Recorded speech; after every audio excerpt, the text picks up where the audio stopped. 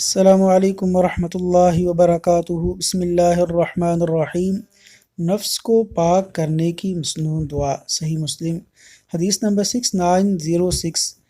سیدنا زید بن ارقم رضی اللہ عنہ بیان کرتے ہیں کہ رسول اللہ صلی اللہ علیہ وسلم یہ دعا مانگا کرتے تھے، اور وہ دعا یہ ہے: اللہم آت نفسی تقواہا وزکها انت خیر من زکاها انت ولیہا ومولاہا۔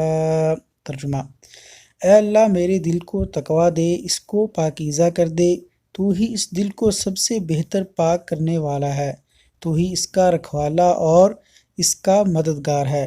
اللہ تعالیٰ سے دعا ہے کہ اللہ تعالیٰ ہمیں دل کی پاکیزگی عطا فرمائے، آمین یا رب العالمین۔